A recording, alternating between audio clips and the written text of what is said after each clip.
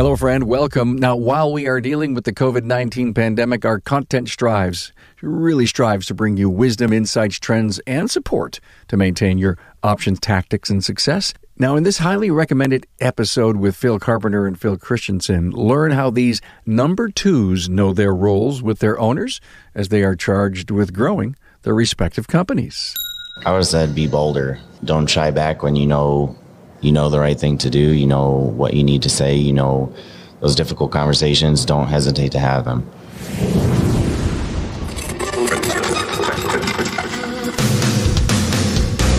Welcome, aftermarketers, to Remarkable Results Radio. Listen to learn just one thing from today's episode on your journey to remarkable results.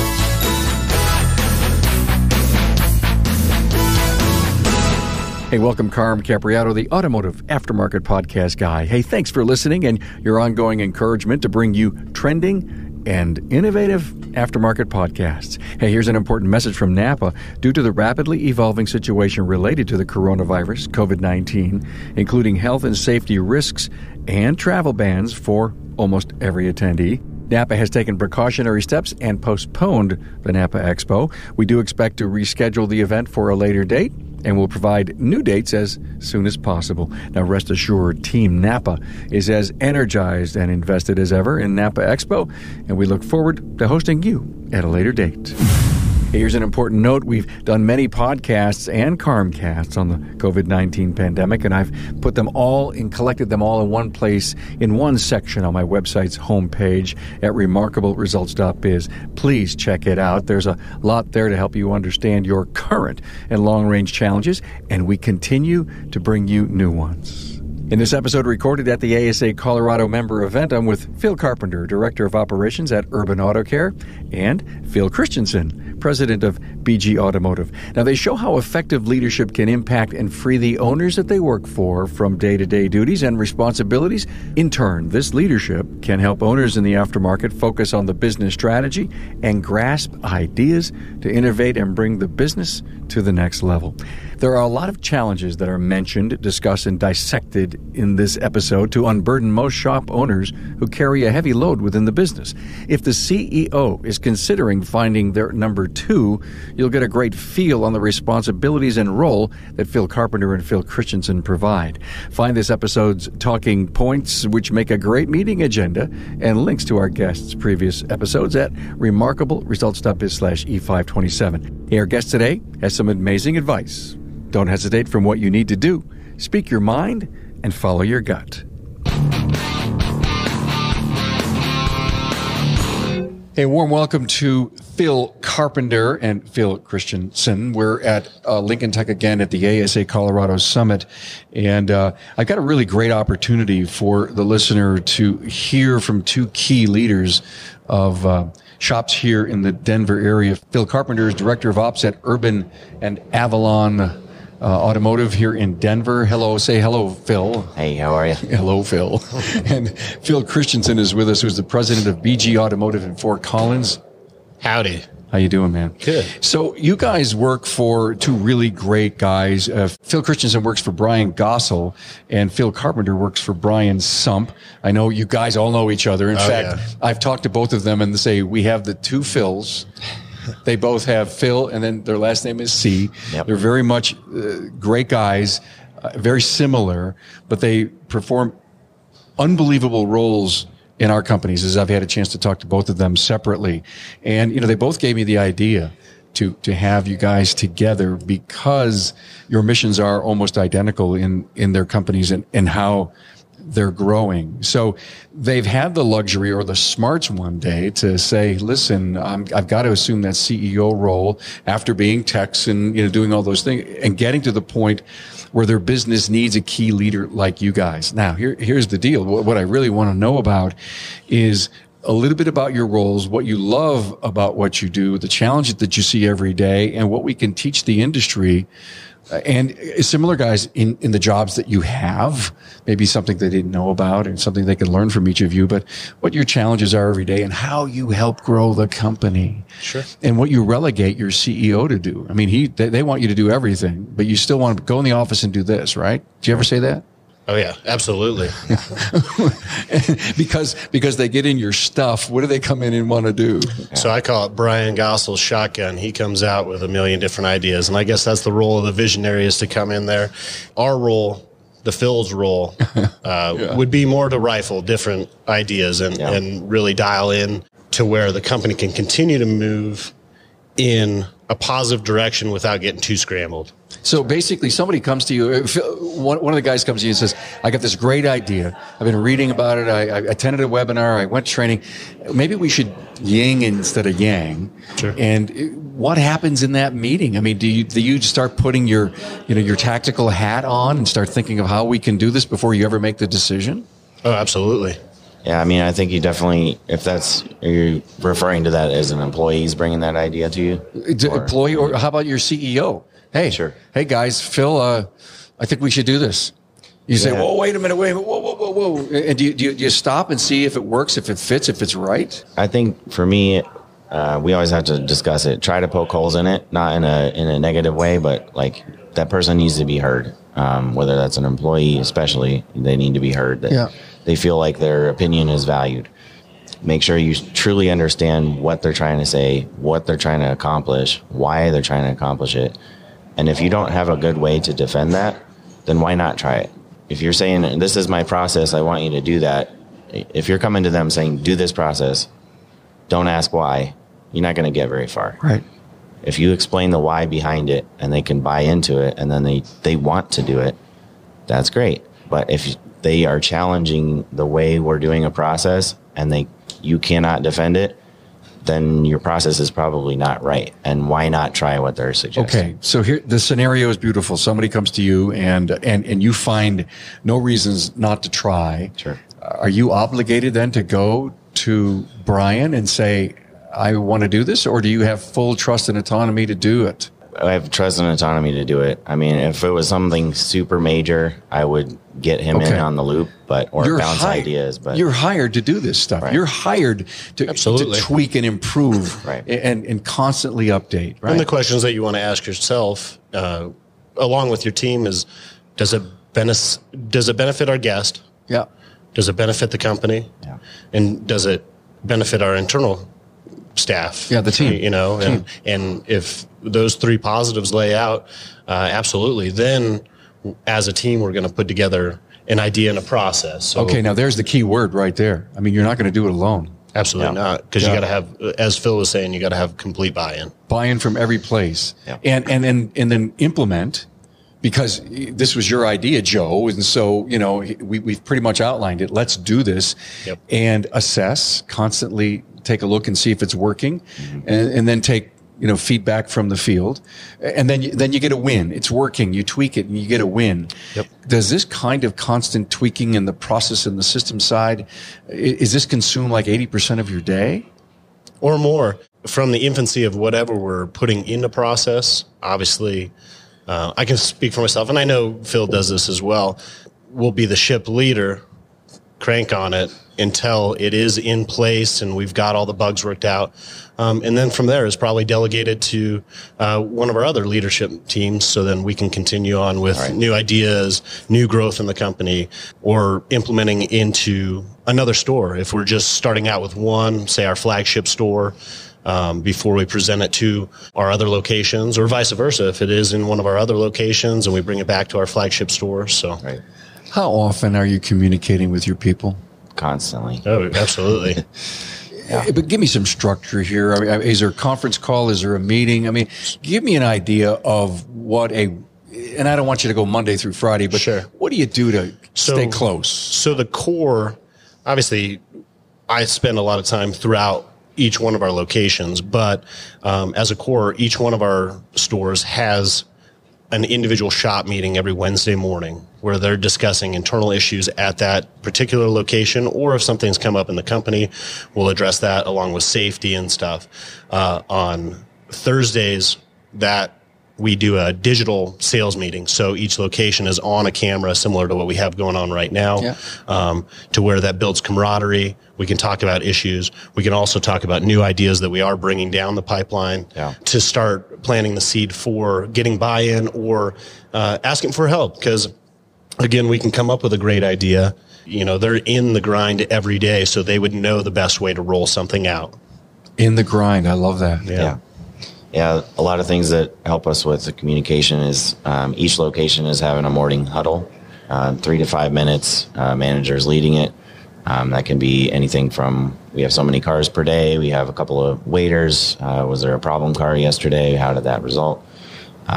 So-and-so's off, whatever. Yeah. So constant communication there. And then things come up in that morning huddle that would then lead to, if there's something that's happening frequently, like a technician's getting frustrated about a certain issue repeatedly, then that would warrant. How do we correct that? Yeah, how do we correct that? Not in that meeting, because that needs to be short and quick. Absolutely. Everybody just gives you the idea. Right. Do you guys ever show up at those meetings? Yeah. Yeah.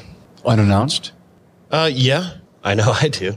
Yeah, I pop anytime I'm there. If it's happening, I'll jump in. And it depends on what we have going on at each location. And I try to spread my time, because it is sometimes, again, when you're in the same four walls every day, you might be missing something. So having that outside eyes come in and look and bring new light and just a different perspective for when we talk about a leadership role and how Phil and I have grown through our companies, we've got a little bit different perspective on each role because we've been in each role. Yeah. And so that helps out our team for sure. Yeah. Have you ever had to back down and performed a job or a task because you were shorthanded? Absolutely. Yeah. Absolutely. Do you learn tons from that move? Do you have a chance to test what's working? Oh yeah, you bet. We were joking today. Yeah, we've been making some improvements at one of our locations. I've had the opportunity to be back into a sales role. All right, it's kind of neat hearing some of our guests' answers and asking them some trigger questions that maybe our staff typically wouldn't, but from a higher level that you're really looking for out of the consumer, that helps build kind of the location itself. And it's fun to get back in those roles to make sure, are we asking too much? Right. We talked about that. Is it doable, or are we asking too much? Because sometimes, and we just learned this today, leading from the sidelines without being on the field sometimes can be challenging because you can kind of throw too much at your team. So how do you prevent that, guys? What do you do? Do you try to assimilate the extra workload that you're putting on people?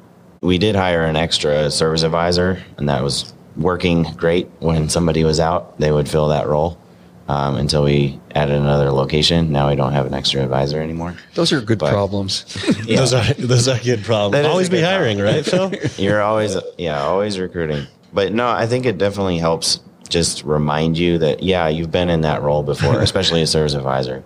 You've been in that role before, but just stepping back in there, even for a day here and there, just reminds you, like, hey, this is what these guys go through on a daily basis. That just helps you be a better leader. You understand where they're coming from.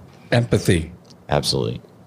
It is, it's a whole different mindset for sure when you are in there and dealing with emotions. So.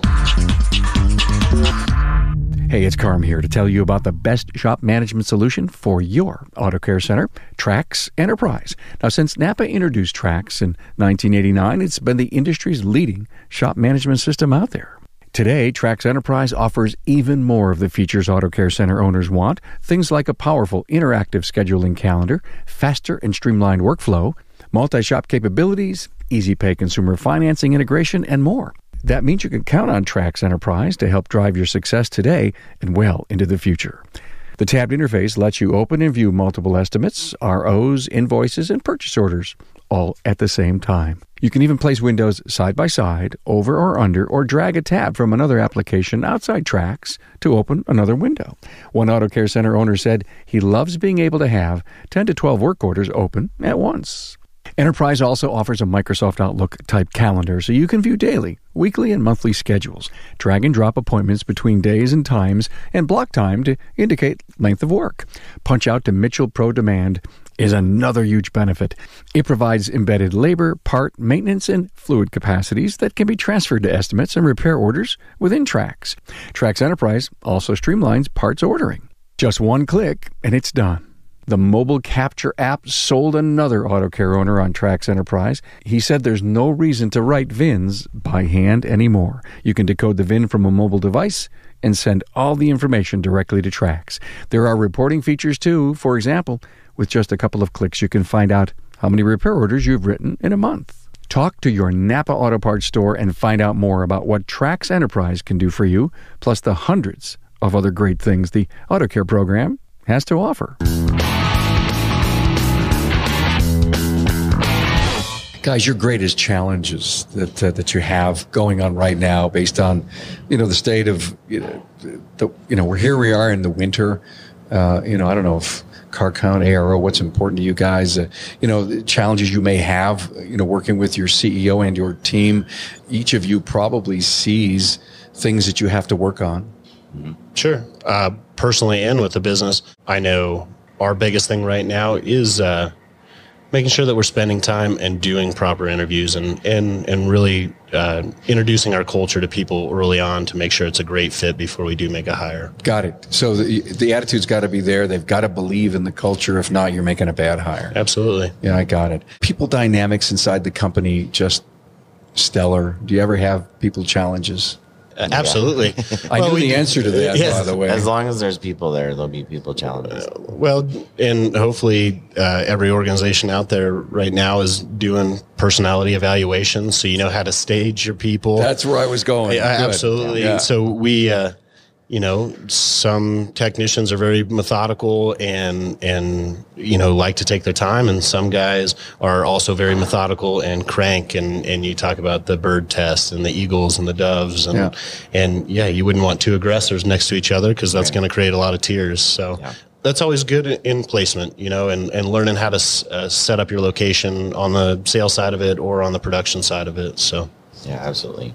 Talking more about what do we do to help out the owner is you're freeing up the day-to-day stuff so that they can be that visionary, that they can have that pie-in-the-sky ideas. They can be out doing recruiting, being involved in the community, all that kind of stuff, where if they were involved in a lot of the day-to-day, they would get really distracted with that. Well, it's easy to get lost in the day-to-day and picking and choosing your important battles and which ones to delegate. So, I know our vision for BG Automotive is 5 locations by 2025. Phil's kicking our butt in that one, so Phil and Brian. But Brian and I we're coming for you. But with that gives the opportunity for the visionary to continue to look at real estate and our growth as we're continuing to monitor KPIs like you talked about, AROs and everything like that. So is that a very, very big part of what you're doing? Are you letting that up to Brian? That's a team effort, to be honest with you.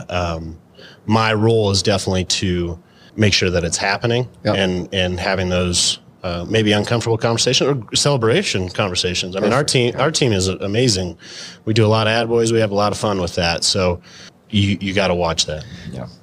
Are they getting their numbers every day? And no matter good or bad, are you making the call?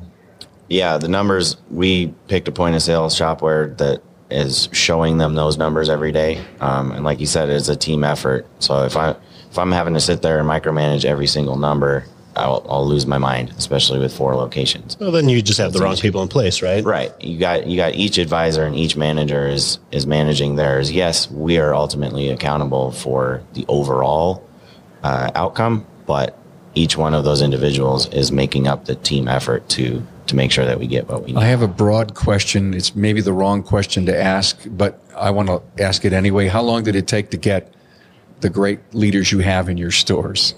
Has it been, oh my God, we think we had it and then we didn't? Or have you guys been so lucky on the right hires or the right upgrades? There was an internal candidate that I'd love to know how that whole staffing at the management level at the stores is working for you guys. Yeah.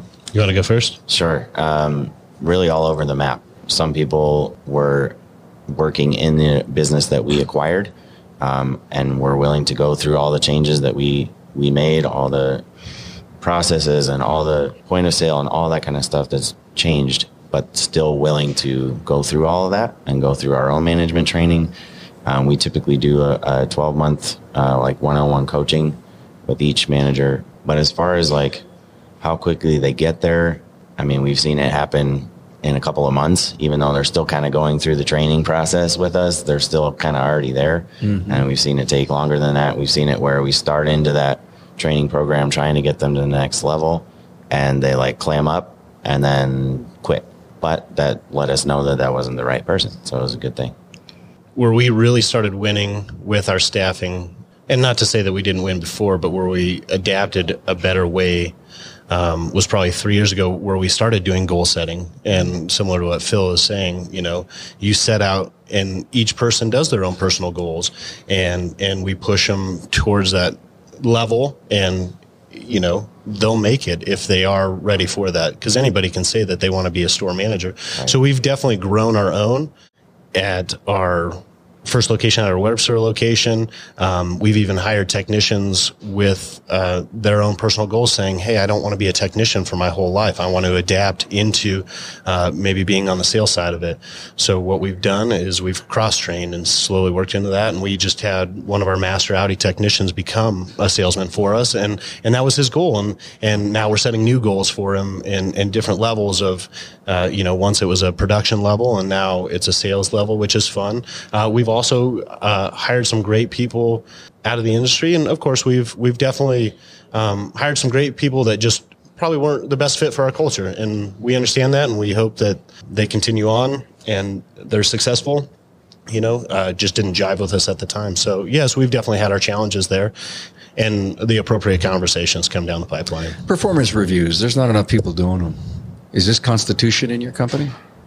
For me, it's an ongoing thing. If something's coming up, you address it before it becomes like this big, nasty conversation. So you're talking about a perpetual level of performance reviews. Yeah. But your role would have to be, I'm not going to ignore something I need to talk to this guy about. Because a lot of times we think it'll get better and it won't, which is why we stopped to do performance reviews to talk about an entire damn year. How did you remember that, right?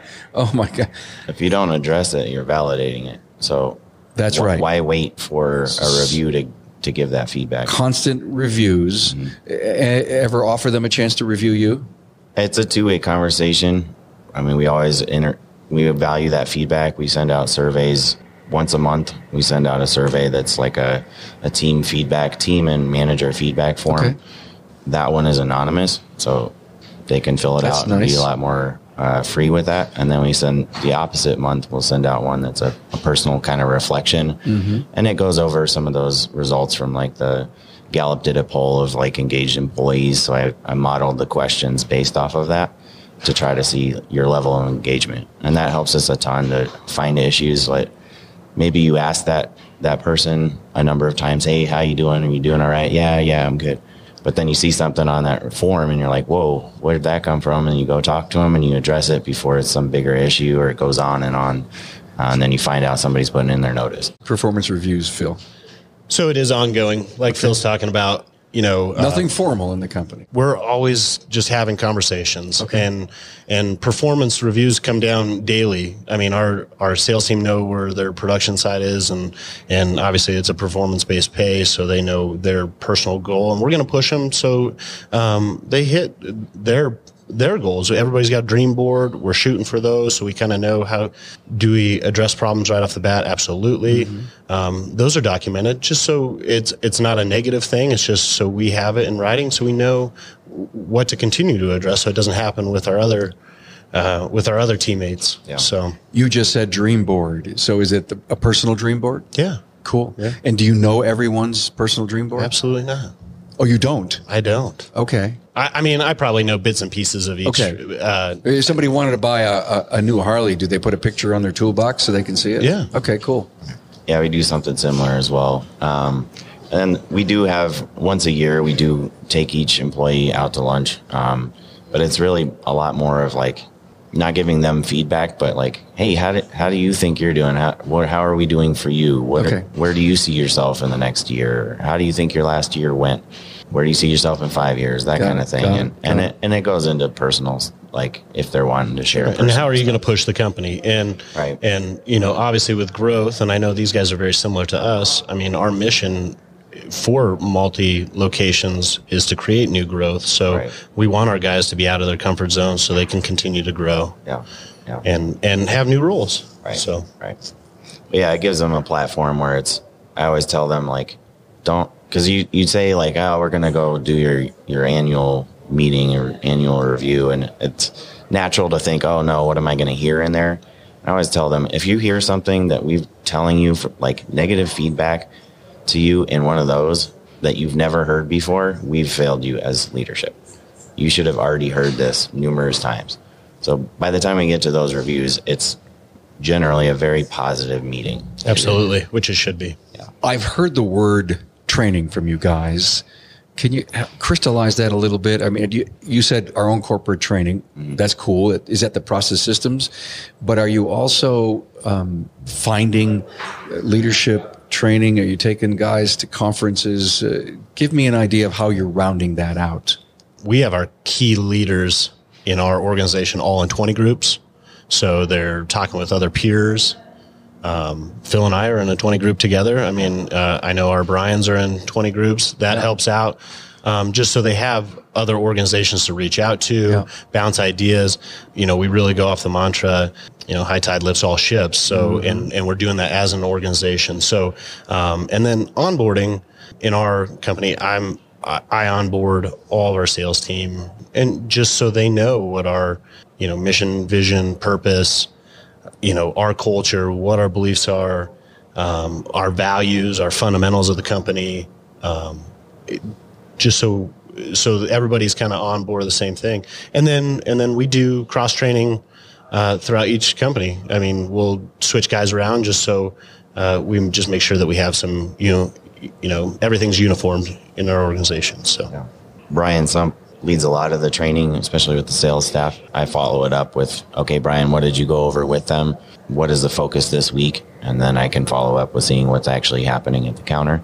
And then anytime we acquire a shop, I'm going into that new shop to house myself there and put most of my time and efforts and energy into that new location, trying to shift the culture, shift all the processes to where it needs to be. And then Brian and I kind of tag team with the rest of the training, because it's, you can do a 1 hour, 2 hour, 3 hour, whatever you want with somebody, but it's that constant feedback to somebody right when they finish that phone call.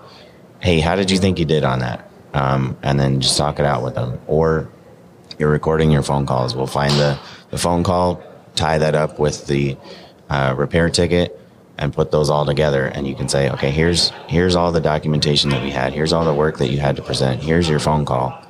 Play it for them privately. So, I mean, it's hard to hear yourself. It's the hardest thing, but it's very, very powerful when you hear that. And celebrate the wins as... Yeah, exactly. But we let them, like, pause the tape. Okay, critique what do you themselves. think? What do you think you could have done there? Or you can let them give their feedback first before you start beating them up. And it's hard to get through, but every single one of them, I promise you, would tell you it's helped them immensely to be able to hear themselves on the phone. Phil Christensen, what would you look back 15 years ago and tell your younger self?